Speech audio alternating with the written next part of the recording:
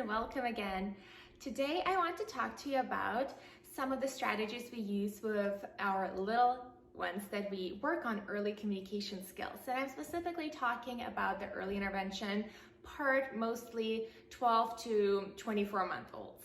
So one of the strategies we like to use is verbal routines. It's probably one of the most effective and really helpful techniques that we use that basically helps children start filling in words and actually verbalizing and producing words and sounds. So what a verbal routine is, it's just a repetitive, predictable phrase that you say over and over and over again until the child eventually knows what goes in and he or she can fill in the phrase. For example, when we play with bubbles, each time I take out the bubbles, we need to open bubbles. So we would, every single time I pull out the bubbles, I would say, oh, okay, what do? We need to open bubbles.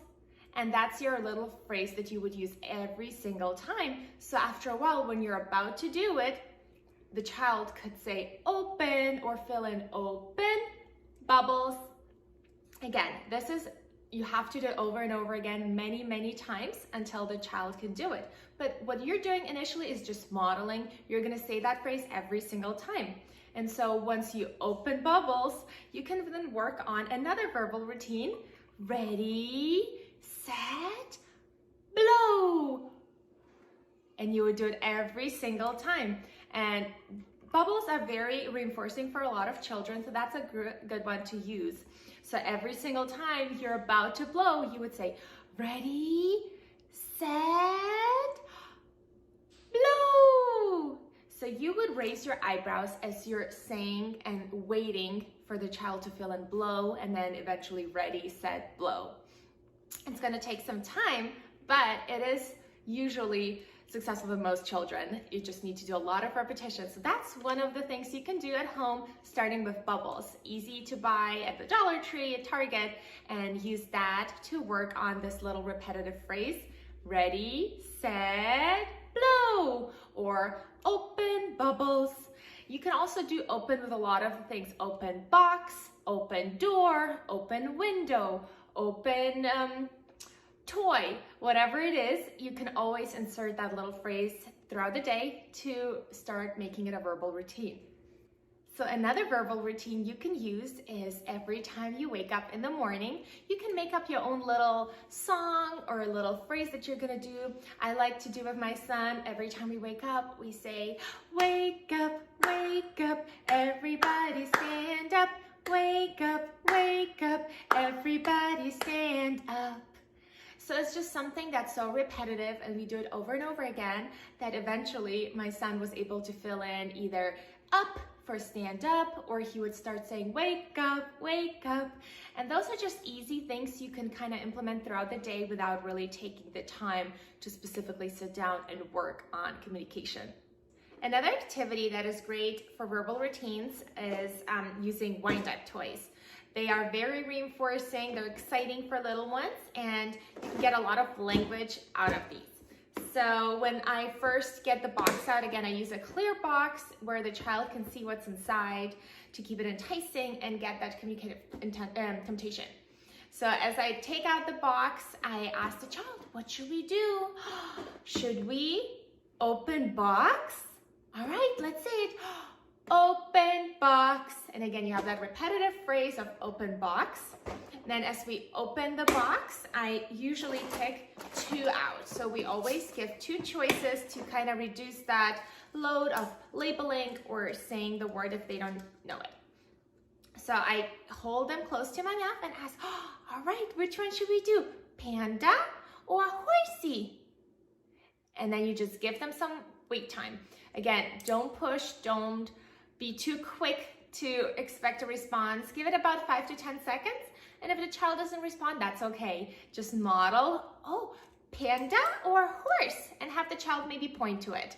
That's okay. It's all early communication, temptation, and reward your child for trying to communicate. So if it's the panda, then we're gonna start a new verbal routine of either ready, set, go, or you can do 1, 2, 3. So pick one and do it each time. And then eventually wait for your child to fill in that last word or the last two or the whole phrase. So I'll show you the example with a panda. Okay, here comes panda. Ready, set, go!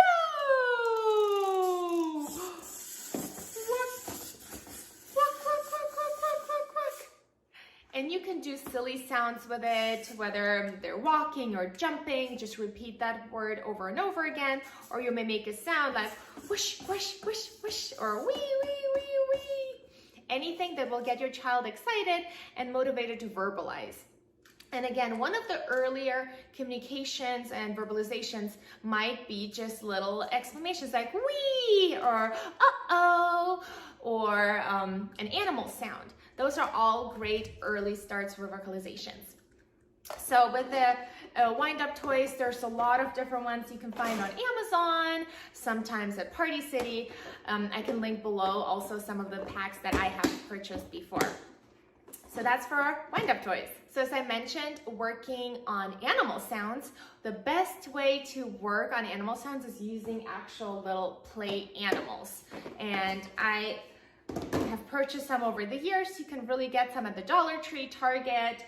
Doesn't really matter as long as you have a couple of animals and you can work on simple animal sounds, imitations, or following directions with the animals, putting them somewhere or just playing with them, imitating just simple actions or following simple directions.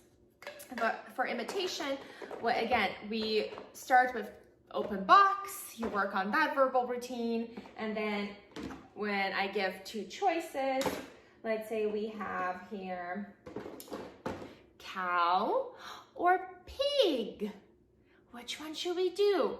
And then you can work on the sounds. Moo. Cow says moo. What does the cow say? Cow says moo. You work on the moo sound, or for the piggy, you can work on oink, oink. Piggy says oink, oink, and have the child fill that in. Oftentimes, children will do better than just asking them, what does the cow say? What does the pig say? Limiting questions is often very helpful when we initially start working with children or even with your own children. It doesn't give them that pressure that they have to perform, or they may feel anxious or stressed if they don't know what to say. So just limiting questions is a great way to interact with your child, and commenting more, you can just model. Initially, they're just picking up whatever you say, so say as much as you can, model a lot of language. Keep it simple, however. If your child is just the one-word phrase, don't produce full-on 6-word sentences. Keep it simple, 1 to 2 word phrases that you want your child to model and then imitate. So with the animal sounds, again, we can work on with a farm, with the different animals. I also love using animal puzzles. With the little ones, sometimes it's really rewarding for them when they do make some sounds. I typically want to stay away from any toys that make sounds or have electronic things on them, as they tend to be distracting or they take away from the child's actual communication and vocalizations. So with this one, however, with the really early ones, to just get them to engage and participate is very helpful. So again, we can work on the different animal sounds, like, oh, look, we have doggy, woof, woof, woof, woof. Where's the other woof, woof? So you can work on matching and then having the child say woof, woof. And then let's hear the doggy say woof, woof. Woof, woof, woof. And the more you just vocalize and model these different sounds, your child might start picking that up as well. So that's another tool, puzzles, whether they have sound or not. Great way to get those animal sounds in. For parents who ask me about apps, generally I do use some apps with my little ones. I do prefer to stay away and just use mostly toys to keep that social interaction going. But I do think there's some apps that are very helpful, and I would definitely limit the use of apps in general, maybe a couple of minutes if you're doing an activity between play or using it as a reinforcer. And for the apps, my favorite and go-to is Peekaboo Barn. It's a wonderful app. It's basically a barn, and you can work on open because the child pushes to open the barn. That's a wonderful way to get them to start saying open or open door. And then there's always a new animal behind, and that's great for labeling the animal or saying the animal sound. Very good app that I would highly recommend.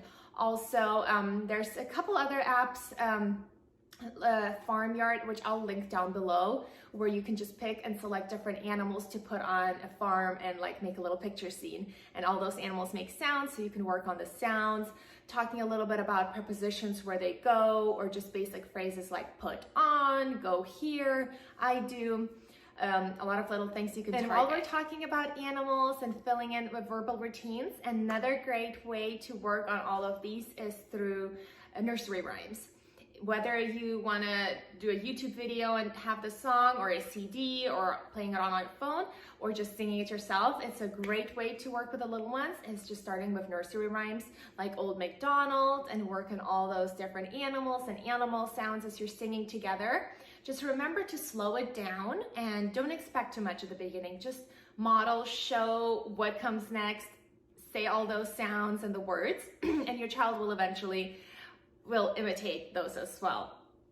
And for the nursery rhymes, I would say probably Old MacDonald, Baa Baa Black Sheep, Itsy Bitsy Spider's a great one. You can work on the actions like Itsy Bitsy Spider climbed up the water spout. Down came the rain, and you can do that. Down, down, down, down, down, down, down, down, down, down. The more simple, repetitive phrases you use, the more likely the child is going to imitate that. And then if you pair it with actions, it's much more fun. Or up came the sun, and things like that. That makes it more engaging and more fun for little ones to participate. Another tip that I have is that whatever activity you choose, whatever toys you play with, I love to start with always the hello. So whatever toys we get, we're always gonna say, oh, hello pig. Let's say hi to Piggy. Hello pig, hello pig. And we work that, and when we're all done with whatever toys we're playing, we always say, bye bye pig, bye bye cow. And you can work on the child saying bye-bye or waving, or filling in the word of the animal or the toy. So bye-bye dino, yeah. And just getting some communication and imitation that way. Also, another great song to use for filling in words and getting some imitation is the Zoom, Zoom, Zoom, We're Flying to the Moon. That's such a good one. It involves a lot of action, and it's really good and fun for kids to do. So I'm just gonna pretend this is my little friend here. So we're gonna do zoom, zoom, zoom, we're flying to the moon. Zoom, zoom, zoom, we're flying to the moon. 3, 2, 1.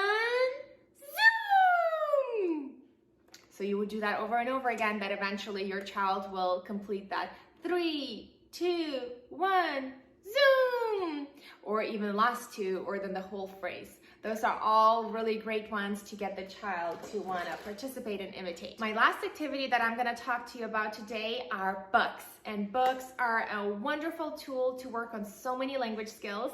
And since we're talking about verbal routines and repetitive phrases, I'm going to share with you my favorite book for that, and that's Brown Bear. I think that's such a good book to work on the different animal and animal sounds, but mostly that repetitive verbal phrase where the child can fill it in eventually. So since every page says, brown bear, what do you see? A lot of children will start saying brown bear, or just bear, or see, filling that what do you see? And then also the phrase I see. And then eventually they can fill in the word for the animal, and you can talk about the sounds that the animals make. So that's a great book that I would highly recommend getting if you want to work on some of these repetitive phrases, filling in words or animals and sounds. And another book that I also really like is the Moo Ba La La La. It's very simple and quick, and it just has a lot of the animals and what sounds they make, and you can work on those skills here as well. So again, I know it's a lot of information, a lot of suggestions, and I just want you to remember while you play with your little one, mainly have fun, be silly, enjoy it, and I know it's a little bit nerve-wracking or you might be nervous about your child's communication, but you know, you're doing your best, and I'm so proud you're watching this video, and I'm happy you're taking some of these suggestions and using them with your little ones. Again, thank you so much for watching, and I'll see you later. Bye.